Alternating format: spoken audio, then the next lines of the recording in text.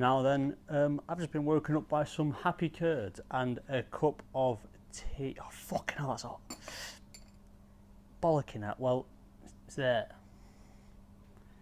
Really hot though. Anyway, currently in the process of packing all this stuff up. Yeah, and then I need to go and find a fucking ATM. I literally have 1,000 Iraqi dinar to my name, and that is about 67 pence. And that is it. So if there is not a cash machine or not one that works, I'm dead. That's all there is to it. I'm fucking dead.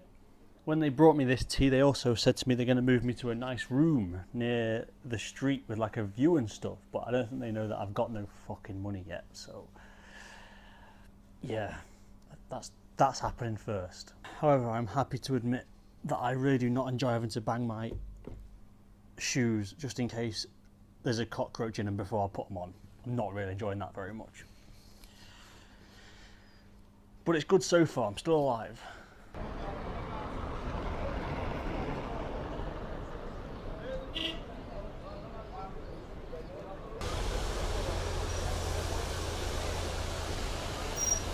Anyway, the journey continues into Erbil, also spelled Erbil and Arbil, and known as well, confusingly, as Howler and Hula. So yeah, they're really not very good at agreeing on place names, are they?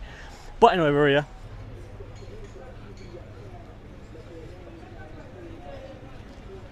I'm told this is about as modern as Iraqi-Kurdistan gets, as its capital city is the biggest and most developed.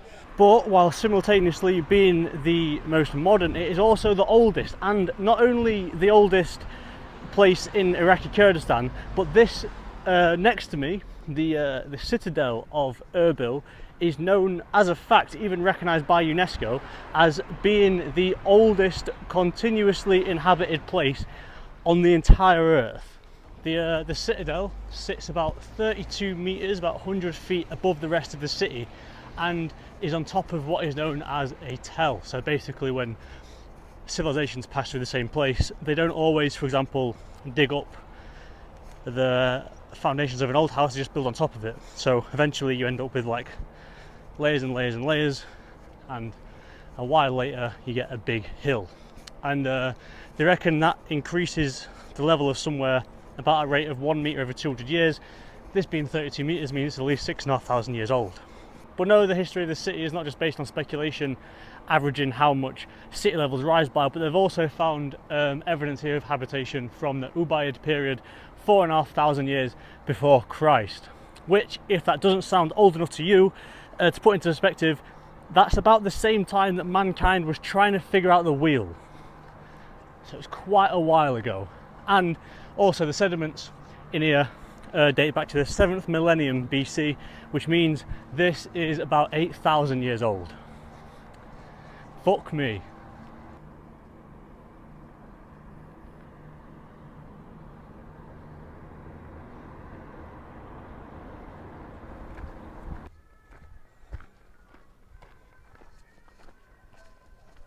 So yeah, man's now wandering around the oldest continuously inhabited city on the planet.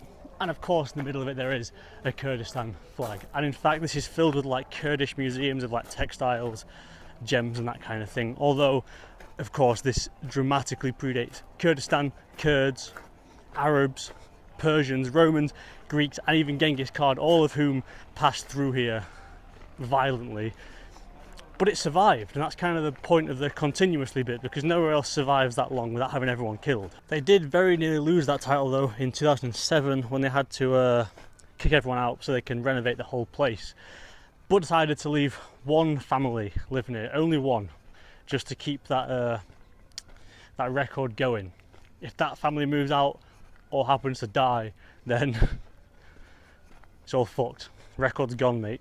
But kind of stupidly, that family who lives here is a man, his wife and 4 of his kids, and they're being made to live in a 2-room house. They've got a whole fucking city to pick from, and he wants a bigger place to live, so he's got space and they won't give him it. So who knows, a record might end after all.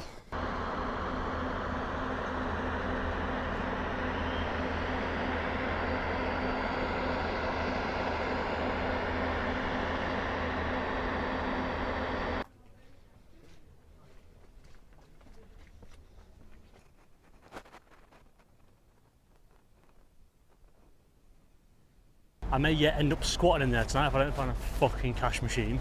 Officially the poorest person in the world right now. And because I spent the last of it on a hotel room means I don't even have money to get back to the fucking bar. Bloody hell. Come on.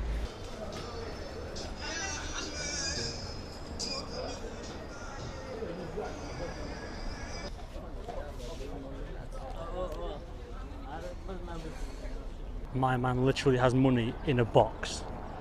Do you reckon if I go back he'll change some Turkish P into Iraqi money? I'll have to give it a go, boys, fuck it.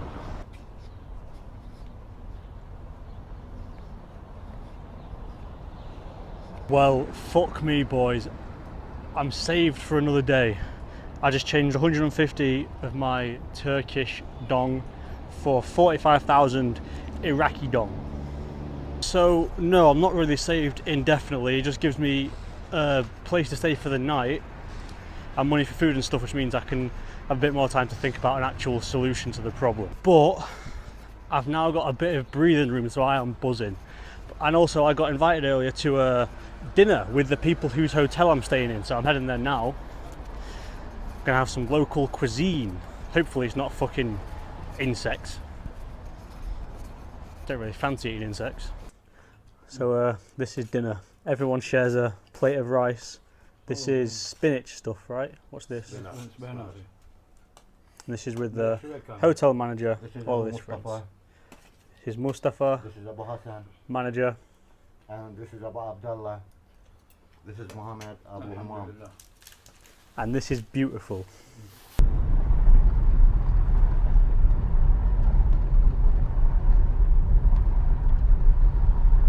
And when I say that was beautiful, I don't mean just how it tasted. That was just a brilliant thing to experience. I mean, when's the last time you got offered by any hotel or hostel person to go to dinner with their friends and their family and stuff, just to sit and chat? It doesn't happen, does it? They're just dead nice people here. Kurds and Iraqis, because one of the guys there was from Baghdad, are just really, really friendly, welcoming and brilliant people. And yeah, pretty much just ended up sat with them for like 2 hours, just eating decent food, rice, drinking tea and stuff, and just talking about things in general. It was just nice. And Mohammed, the guy from Baghdad, taught me that you can fit 4 fingers between your ear and your eye as a symbol of how much different it is just to see something for yourself rather than just hear about it. And yeah, that pretty much just sums it up. It's dead true about the massive difference between being somewhere properly and just hearing about it on the news.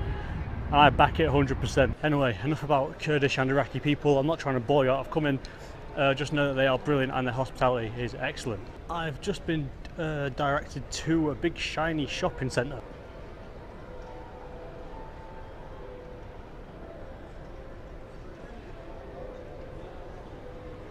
Where I'm told there is going to be the holy grail, a fucking cash machine. Fingers crossed, boys. Holy shit. We've done it. We've actually got here.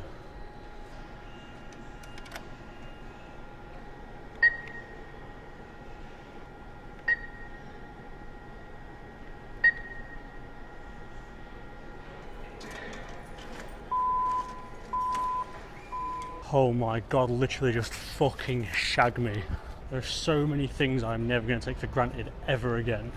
And if I could fucking marry money, I would wed this 100,000 Iraqi dinar right now.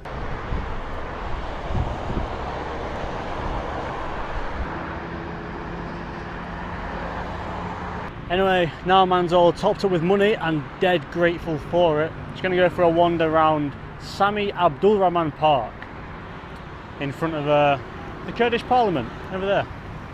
How about that? And with whatever this is. Don't know, but it looks pretty swanky. This is pretty much just a really big, green, quiet space right near the centre of the city of Erbil. And to be honest, even I'm going to admit I did not expect to find this kind of thing in the middle of Iraqi-Kurdistan. And I knew already that it wasn't going to be super dangerous or anything. But we've got a man on a fucking swanny pedal boat over here. So we're basically at the boating lake in Cleethorpes, aren't we? I mean, if I didn't tell you I was in Iraq right now, in Kurdistan, and I was wandering around here saying, oh, look at this, I'm in Austria, you'd probably believe me, wouldn't you?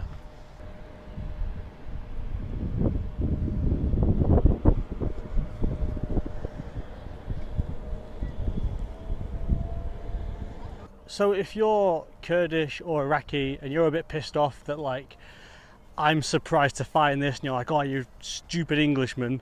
Well, the thing is, I live 3,000 miles away and so do a lot of people watching this video. And basically, news doesn't get that far unless it's extremely good or extremely bad. There's no point having like, oh yeah, another sunny day in Erbil, everyone's happy and this guy's the new mayor. It just doesn't resonate that far. The thing is, it has to be something crazy like an independence vote or a bombing or something for it to get that far across the world. So what happens is we get 10 reports a year about Iraq and about Kurdistan, and it's always something political and it's always something explosive. So we end up with this image of it. But I can now vouch that this place is brilliant. I'm walking amongst trees all by myself. This is literally as safe as you can possibly feel when abroad.